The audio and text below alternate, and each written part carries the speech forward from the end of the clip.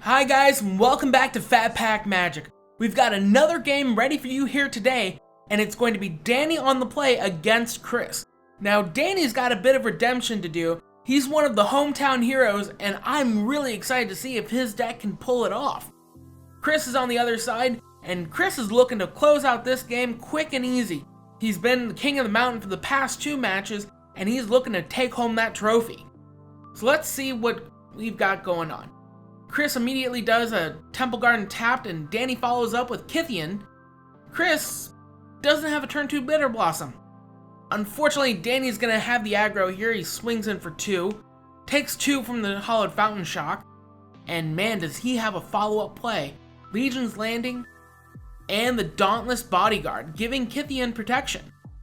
Next turn's going to be quite pivotal, and it looks like, there we go. Chris plays out one of the better cards that can deal with this situation, Lingering Souls. It's not going to prevent Kythian or the Legion's Landing from flipping, but it's going to either force a trade or a time walk. And it looks like they're trying to discuss what's going to happen with that Kythian. What does this Gideon actually do? These are 2 newer players, so this card, while maybe a bit older, is a bit more foreign to them. His 0 ability makes him a 4/4 that prevents all damage being dealt to him. His +1 gives a creature indestructible, and his +2 is basically a lure ability. So now Danny swings in, first things first, trigger, making the Legion's Landing a land. And Chris is really eager to block. Really eager to block here. So Danny decides, okay, we're going to trade off 1.5 cards of mine for 1/2 of a card of yours. Gideon's going to flip into that big Mamma Jamma. And what does he have for a follow-up? It looks like he's deciding between the Azorius Signet or the Fiend Slayer. And it doesn't look like he has a land to follow up with. So normally that Legion's Landing would be a ramp spell in a way, but now it's just going to be his land for turn. But he drops down the Fiend Slayer Paladin, and he's going to make it indestructible. Now, Fiend Slayer is pretty legit. First strike, lifelink, 2/2, and it's got hexproof from black or red spells. Well, protection. Well, hexproof. It's weird hexproof. But Chris decides he's going to flashback the Lingering Souls and then drop the Retrofitter Foundry. Now, the Retrofitter Foundry is going to be pretty awesome if Chris can get it online. Basically, having a chump blocker for Gideon every turn. And that's what he's going to do right now. Danny's going to swing in for 6, gain 2 life, and drop Chris down to 10. And then follow it up with the Azorius Signet with True Name Nemesis in hand. You can see Danny's leg jittering a bit. He's pretty excited. He knows he's got it pretty close going. I mean, there's not much Chris can do in this situation. True Name Nemesis is a hard clock. Basically an unpreventable lightning bolt each turn. Can't be targeted. But that Azorius Signet, it's going to be able to get him the blue to play it next turn. Chris has drawn the Solemn Simulacrum, and he has Primal Command in hand. But he can't do the Solemn Simulacrum and a Retrofitter. But he can Primal Command, and he's going to put the Gideon on top of Danny's library. Now, Danny is stuck on lands, so this is effectively a time walk. While Chris gets to search out one of the best creatures in his deck, and it looks like he's pulled Ink Eyes to the front. Now, for the last game, Ink Eyes was able to swing in on the back of an unblocked token and claim the win. Now, are we going to be able to see Chris do that? Because even though Danny doesn't have a lot going on in his graveyard, just a Dauntless Bodyguard, it's still an incremental advantage that he can get through. And that 5/4 regenerating Ink Eyes that reanimates? Man, Danny's gonna have to have an answer for it. But it looks like he already does. If you can see that Path to Exile in his hand, he's got no fear of the Ink Eyes. He's gonna swing in, gain 2 more life, and he's gonna play the True Name Nemesis, conveniently holding up 1 white mana. So Chris is gonna draw here. He's got the Pernicious Deed in hand, and that can take care of the True Name Nemesis and the Fiend Slayer Paladin, and unfortunately his Retrofitter Foundry. And I just feel so bad, Chris. He's walking into a trap. If he does this, he's counting his lands. 5, 6. He swings in. I mean, he's got to go for it, right? Tap 5. Here comes ninjutsu. And he's like, okay, ninjutsu resolves. Creatures unblocked. Path to exile. And there goes one of the key cards in Chris's deck. Now, unfortunately, Chris didn't draft a lot of bombs in his pool. And so Ink Eyes was one of the big heavy hitters that he could use. And now Danny has firmly claimed the advantage. He's taken Chris down to 5, gains another 2 life, and he drops Brightling. He says, you know what? Here we go. Kithian, you're dying next turn. But little does Danny know that Chris has the perfect answer for this situation. Chris is just taking his time. Here we go. Pernicious Deed. Making sure he's got all of his ducks in a row. This is going to do everything I want. Brightling can't bounce back. Kithian can't be indestructible. And there we go. Boom. A 4 for 2. And the Signet. The Signet dies too. Why didn't he just... I get... Well, this is one of the unfortunate things about having newer players with these older cards. They don't realize everything as it's going, and Cube is a very difficult format. So Danny plays down the History Benalia, and that Signet is just going to stay there on the table. I guess they forgot about it. Man, that's maybe it won't be the big difference in the course of this matchup. Chris is firmly ahead on lands, being able to play out another land with the Solemn Simulacrum, and he's going to be able to draw a card off of it when he chump blocks, well, or blocks to the Knight. Well, never mind. That Goyf is coming into play and probably going to restrict any attacks from the Knight, even though Chris is only at 5 life. And that Goyf is a 6/7. Man, that is a fat beater. And unfortunately, Danny's only got... He's stuck on lands. He can make a bunch of 1-drops to infinite and chump the Goyf and gain life. But he's got... Here we go, Adanto Vanguard. However, Danny has a lot of life to play with. So he's not in too bad a shape against the Tarmogoyf. But it doesn't look like Danny's drawing anything relevant. The History Benalia pops off, gives the Knights +2/+1, not that it's going to do much. But Danny finally finds the 5th land, and he plays the Scarab God. Now the question is, would this have been doable with that Signet in play? Danny would have been stuck on 3 lands, this would have been his 4th land, and he wouldn't have been able to do anything.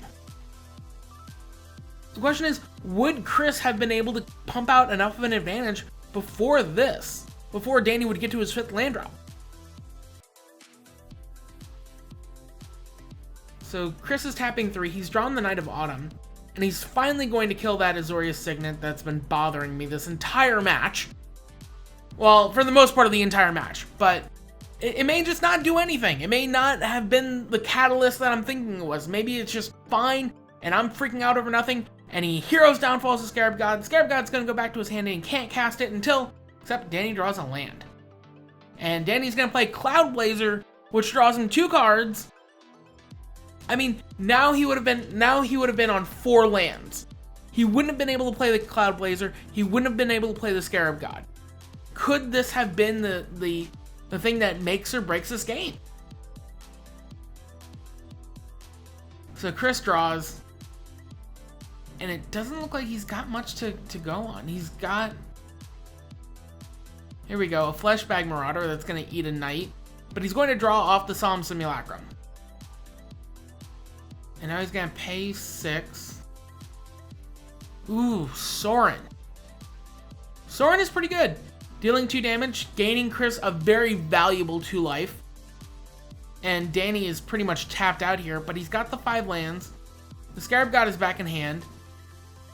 But Danny has drawn Council's Judgment, and that is going to be pretty harsh on any advantage going Chris's way. He's not going to be able to draw himself out of that. Going to exile Soren.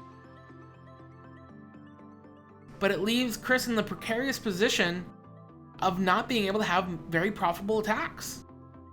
The Goyf can come in, but Danny has so much life to be able to play with that Adanto Vanguard, it's not going to do as much as he wants. Danny blocks with Vanguard, pays for life, and Chris passes the turn. He's got a Regicide that isn't going to do anything in hand. The Adanto Vanguard comes in, and it's got to chump something. Chris says, okay, I'm going to take 3, go down to 4, trade the knight for my Knight of Autumn, and down comes Scarab God, who's got plenty of fuel to gas up, and here we go. Chris draws. He's got a lot of lands, but nothing to do with it. He passes. Oh man, this is rough. And Danny is in the driver's seat here. He's got a remand, he's got the blue, and he just played Field of Ruin. That Scarab God is going to get really scary, but Chris finally draws the Recurring Nightmare. And it's a turn too late. He could have gotten the chain going and really cleared out Danny's board. But it's just too late. Recurring Nightmare comes down. Danny asks, can I see this? Can I see this card? What is it you're trying to do? Recursion themes? Well, I have a Scarab God. Danny's reading the card, and Recurring Nightmare is one of the strongest cards in this cube, especially for value reanimation. So Chris says, I'm going to I want to see your graveyard. How much mana do you have? Okay, you've got Field of Ruin. Alright. And they're just trading graveyards back and forth. They both know what they're doing.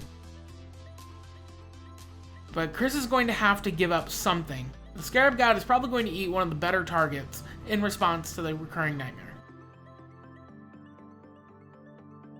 Danny says, hold up, you sacrifice this creature. Okay, in response to the target.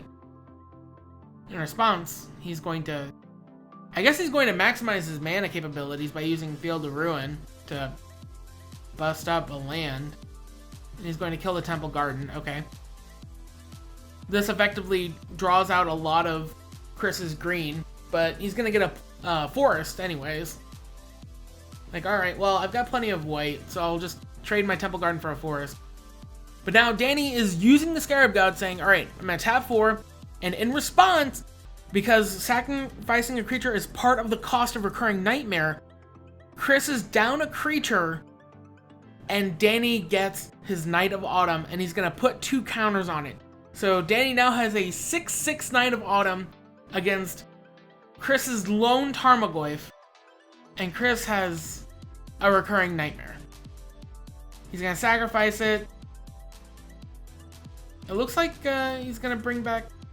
He's considering the Flashback Marauder, but it's just going to eat the weakest of Danny's creatures, and Danny's going to be able to crack back. And he's going to try and draw himself out, I think. So Chris grabs Solemn Simulacrum. Danny is tapped out, but he's got a Gideon Black... I mean, Chris is only at 4 life. He has to draw something this turn. Off that, he has to use Recurring Nightmare, draw a clutch kill spell or something, and have a creature in play to chump block. So he sacks the Solemn Simulacrum, draws a card. He's drawn a kill spell at least, but he has no green.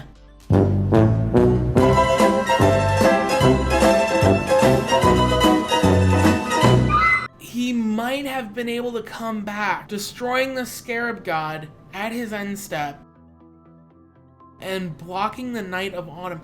He might have been able to come back, but he shows his hand. He says, I could have putrefied, I could have regicided.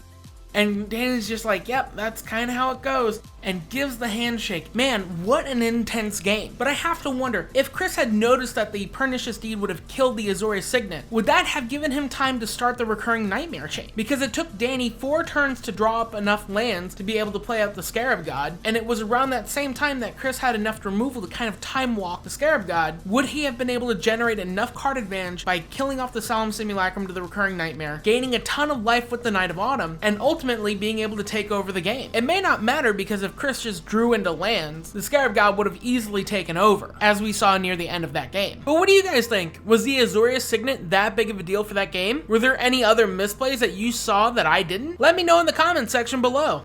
Hey everybody, thank you guys so much for supporting this channel. I really do appreciate it. You may have seen that we've got our first Patreon subscriber, and it's a big one. Thank you so much, WR, for pledging $100 to the Phat Pack Magic Patreon. Your support helps keep this channel alive and going. And we've also got the 100 subscriber special going on. Once we hit 100 subscribers, I'm going to send out a copy of the Signature Spellbook Jace Edition, and that's just the first in a long line of promotional things I have planned going on. So hit that like button, hit subscribe, and we'll see you next time, and may all your packs be fat.